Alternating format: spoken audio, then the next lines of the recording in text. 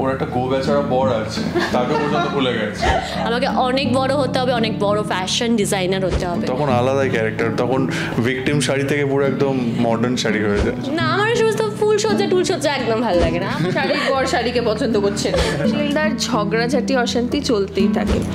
সান বাংলার পর্দায় এখন হার না মানা 7 দিন, আর সেই হার না মানা 7 দিনেই জমিয়ে চলছে ষোলক শাড়ির শুটিং। দেখে বুঝতেই পাচ্ছি আমরা একদম জামাইবাবুকে মাঝখানে নিয়ে একপাশে শালি একপাশে বউ, সেই পরিস্থিতি। জামাইবাবুকে সাথে নিয়ে একপাশে শালি একপাশে বউ, এইভাবে কি 7 দিনটা জমজমাট?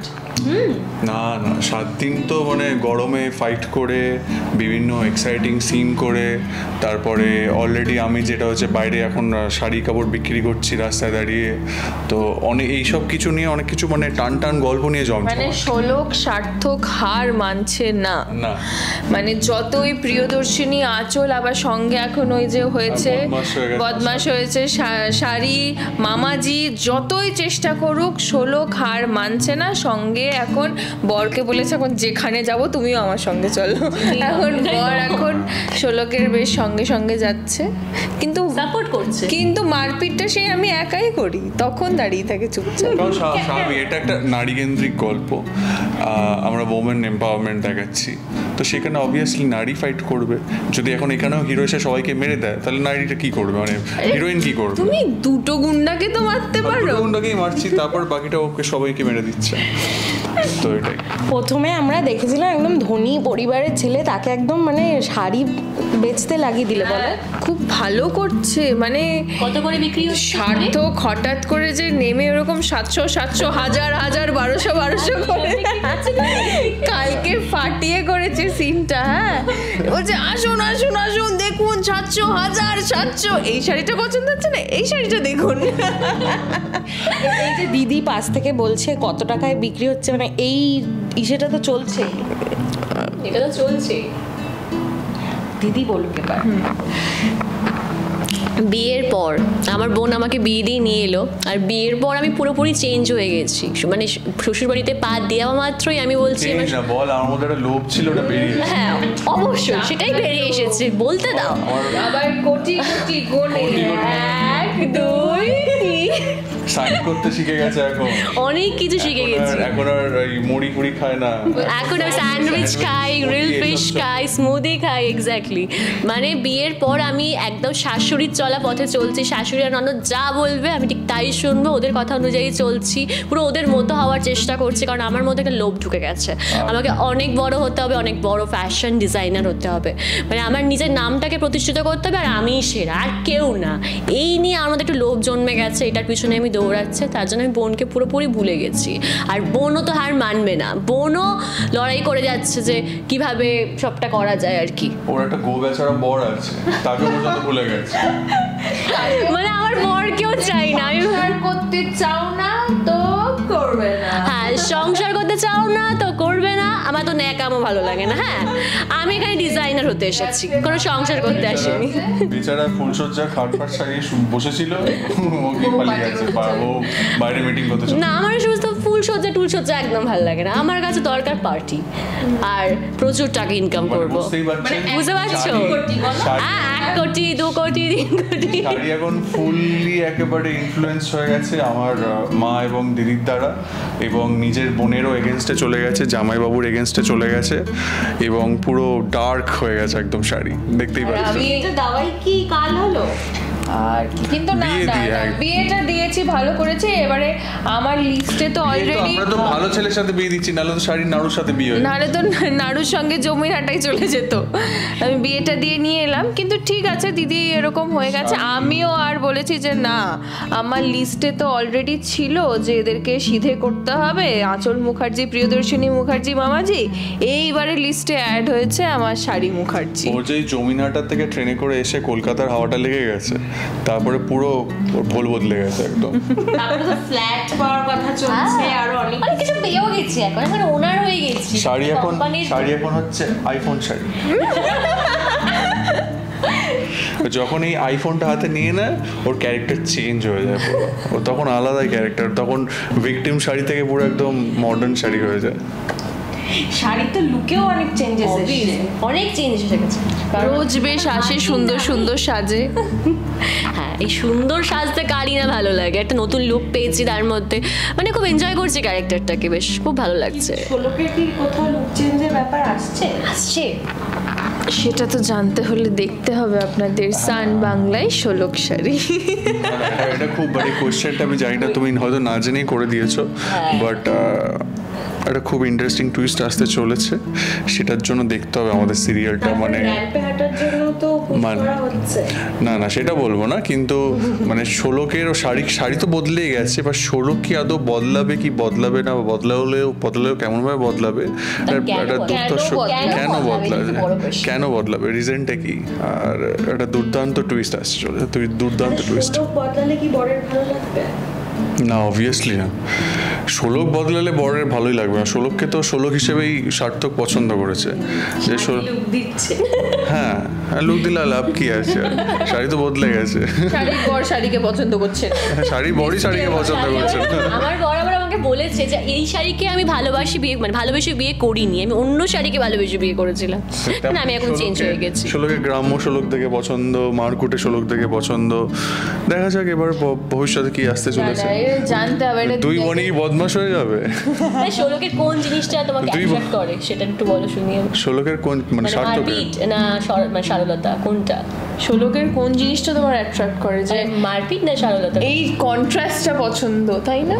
হ্যাঁ একদমই, ওই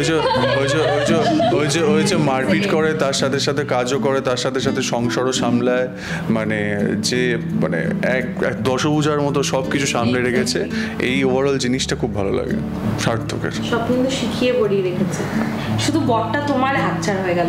কি আর করবো, এখন আমার কাছে বিজনেসের সব, বিজনেস ছাড়া আমার কিচ্ছু লাগবে না, কোনো সংসার লাগবে না, মানি ইয়েস। দেখতে দেখতে অনেকটা দিনই পার হলো, অন স্ক্রিন আমরা বন্ডিং তো দেখছি, অফ স্ক্রিন বন্ডিংটা কেন? এই যে এটাই তো অফ স্ক্রিন, মানে সব থেকে পিছনে লাগার একটা মানুষ হচ্ছে। বল আমাকে তুই বল না, তুই বল কি বল, আমার নাম সুনামটা বল। সুনামটা হচ্ছে খুব ভালো ছেলে, কিন্তু হ্যাঁ অন স্ক্রিন ভীষণ ভালো ছেলে, কিন্তু অফ স্ক্রিন যা পিছনে লাগে সবার পিছনে লেগে বেড়ায়, মানে এখানে কেউ টিকতে পারে না, এত পিছনে লাগে, মানে খুব বদমাইশি করে, মানে এটা হয় না যে টক ঝাল মিষ্টি।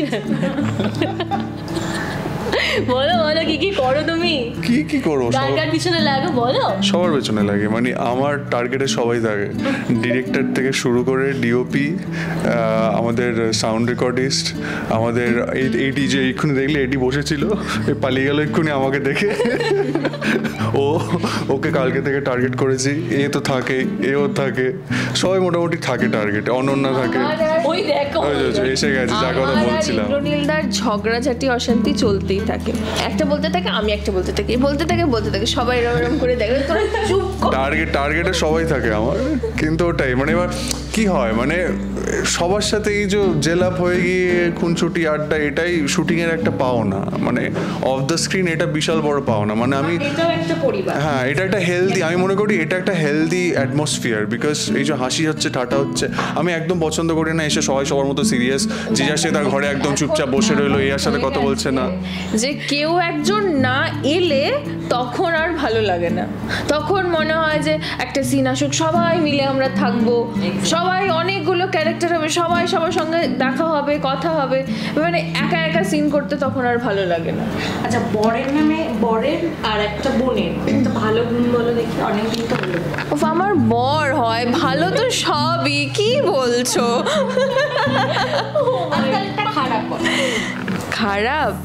খারাপ তো কিছু নেই, আমার বর আমাকে সবই সাপোর্ট করে, সব কিছুতে থাকে, সার্থকের খারাপ কিচ্ছু নেই। দিদিও খারাপ ছিল না, এখন তো হয়ে গেছে, এখন তো সবই খারাপ, লোভী হয়ে গেছে, টাকা করছে, বলছে বোন তুই মজুর, আমি মালকিন। দিদির তো এখন সবই খারাপ, তাহলে তোমাকে তো সেটা, তুমি তাহলে বর কেন বললে? তোমার কোয়েশ্চেনটা ভুল হয়েছে।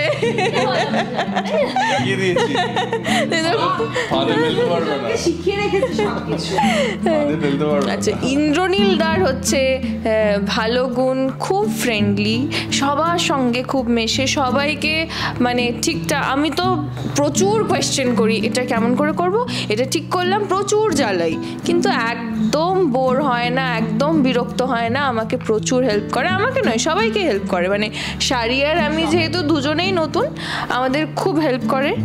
আর খারাপ হচ্ছে দুজন কটমট চোখে তাকিয়ে আছে, কি না খারাপ কিচ্ছু নেই। আর হচ্ছে শাড়ি খুব মিষ্টি চুপচাপ মেয়ে, খুব ভালো মেয়ে, কোনো খারাপ কিছু নেই। কি বলবো বলো তো খারাপ, এবার আমার নামে যদি কিছু খারাপ বলেছো কি বলবো, আমার নামে একটা ভালো একটা খারাপ। ভালো, ওর প্রচণ্ড সিনসিয়ার, মানে নিজের কাজটা নিয়ে প্রচণ্ড সিরিয়াস, মানে নতুন হলেও খুব তাড়াতাড়ি জিনিসগুলো গ্রিপে এনেছে, প্রচণ্ড সিনসিয়ার। খারাপ কি বলবো, খারাপ হচ্ছে ল্যাদ খেতে খুব পছন্দ করে, ও ঘুমোতে খুব পছন্দ করে, ইভেন এও ঘুমোতে খুব পছন্দ করে। কালকে এসছি আমি এদের রুমে আড্ডা মারতে, দেখছি এই ঘুমিয়ে পড়ছে, আমি তুলে দিচ্ছি। তো এটাই, ল্যাদ খেতে খুব পছন্দ করে। Apart from that hard working, জীবনে তো রেস্ট দরকার, একটুখানি টাইম তো রেস্ট দিতে হবে, তাই না? খারাপ কি করে, উঠেই মারামারি করতে হবে, উঠেই ঝগড়া করতে হবে। খারাপ গুণ বলে দিলে আমার কি এটা ঠিক হলো না, ঠিক হলো না, কিন্তু ও কিন্তু বলেনি তোমার কিছু ও খারাপ বলে সিন করতে পারবে, করতে তো আমার সাথে হবে। এবার পাস হোক, এবার তুমি বল কার সম্পর্কে বলবো? দুজনে মানে ওকে, ওর সম্পর্কে কি বলবো, সব কিছুই মানে এত ভালো, এত সাপোর্টিভ, মানে সবসময় হেল্প করে, মানে কিছু বুঝতে না পারলেও ফ্লোরে এই সিনটা কীভাবে করবো, এইভাবে কীভাবে লুকটা ব্রেক করবো, ওটাও হেল্প করে, মানে সব কিছু বুঝতে হেল্প করে, খুব মানে ফ্রেন্ডলি করে সবটা, আর খুব তো এনার্জেটিক একটা পার্সন, কোনো খারাপ গুণ নেই, মানে যদি খারাপ গুণ বলা যায় না এটাকে, মানে মানুষকে যে ইন্তু দেয় এটাকে খারাপ গুণ বলে না। আর আমার বোন ভীষণ ভালো, খুব সাপোর্টিভ, ওর খারাপ গুণ কিছু নেই গো, কিচ্ছু নেই, মানে ভালোটা শুনতেই চাইছে না গো, ও খুব ভালো মেয়ে একটা, মানে আমার খুব ভালো বোন বলতে পারো, খুব ভালো, খুব সাপোর্টিভ। এখন বোন হয়ে গেছে বলো? হ্যাঁ, আমাদের মধ্যে প্রচুর মিল, কিছু হলে দিদির জ্বর হয়ে যায়, এক্স্যাক্টলি, কারণ এই যে দেখছো এই যে সোফাটা, এইটা ও এখানে থাকে আর আমাদের দুজনেই আমরা পুরো এরকম এর আই ইনফেকশন হলে এর আই ইনফেকশন হয়ে যায়, জ্বর হলে জ্বর হয়ে যায়, এর পেট খারাপ হলে এর পেট খারাপ হয়ে যায়, তুমি দেখতে এসেছো, প্রচন্ড মিল ওদের। এইবার বলো হার না মানা 7 দিন কি চলছে, দর্শককে জানিয়ে দাও। সবই তো দেখতে পাচ্ছ, অনেক কিছু চলছে, মানে প্রচুর টুইস্ট আসতে চলেছে, মানে প্রচুর টুইস্ট বলতে গেলে বুঝতেই পারছো যে আমি পুরো ভিলেন হয়ে গেছে, একটা দেখেই নিয়েছে আমি কি করছি, মানে আমি যা তা করছি, মানে শ্বশুরকে অপমান করছি, বরকে অপমান করছি, আমার বোনকে অপমান করছি, সবাইকে অপমান করছি, এরকম একটা ব্যাপার হয়ে গেছে। ব্যাপারটা যাচ্ছে এই মুহূর্তে যে ষোলক শাড়ি যখন লঞ্চ হয়েছিল আমরা দেখেছি যে মানে জমিনাটার দুই বোনের স্ট্রাগলের লড়াই, মানে স্ট্রাগলের গল্প, প্রচণ্ড স্ট্রাগল করেছে দুটো মেয়ে, প্রচণ্ড মানে নিম্নবিত্ত একটা ফ্যামিলি থেকে উঠেছে, দুজনে একসাথে স্ট্রাগল করেছে, কোথাও না কোথাও দুই বোন এখন একে অপরের অপোজিটে চলে গেছে, একে অপরের প্রতিদ্বন্দ্বী হয়ে উঠেছে। শাড়ি ষোলক এখন বোন হলেও তাদের মধ্যে এখন একটা দ্বন্দ্ব ক্রিয়েট হয়েছে। এই ধুন্দুবার দ্বন্দ্বের মধ্যে শাড়িকে ইনফ্লুয়েন্স করছে যে আমার মা এবং আমার দিদি আর মামাজি, আর ষোলককে ইনফ্লুয়েন্স করার কিছু নেই, ষোলক এমনি ন্যায়ের পথে আছে। আর ষোলকের পাশে আছে সার্থক, আমার বাবা, আদিত্যরাজ এবং সঞ্জয়। তো এইভাবে একটা ফ্যামিলির মধ্যে মাঝখান থেকে চিড় খেয়ে গেছে, দুদিকে দুজন রয়েছে, এই দুটো দলের মধ্যে লড়াই চলছে এবং এই গল্পটা নিয়ে একটা ধুন্দুমার এপিসোড আসতে চলেছে। আর সেখানে ষোলক কিছুতেই হার মানছে না, যে সব দিদিকে বিপথে নিয়ে চলে যাচ্ছে, তার ষোলকের স্বপ্নগুলো সব ভেঙে যাচ্ছে, কারণ ষোলক শাড়ির কোম্পানিটাও তো আর নেই ষোলকের কাছে। আমার কোম্পানি বলে বলে কি অবস্থা, মানে ষোলক শাড়ির কোম্পানিটাও ষোলকের কাছে নেই। তো হচ্ছে তাই জন্য ষোলক কিছু অল্টারনেটিভ ভেবেছে বরের সঙ্গে, তাই নিয়ে ষোলক হার না মেনে নিজের ফোকাসে এগিয়ে চলছে। এটাই হচ্ছে হার না মানা 7 দিনের গল্প। সেটা কিভাবে সেটাই আপনাদের দেখতে হবে ষোলক শাড়ি প্রতিদিন সন্ধ্যে 7:30টায় অনলি অন সান বাংলা।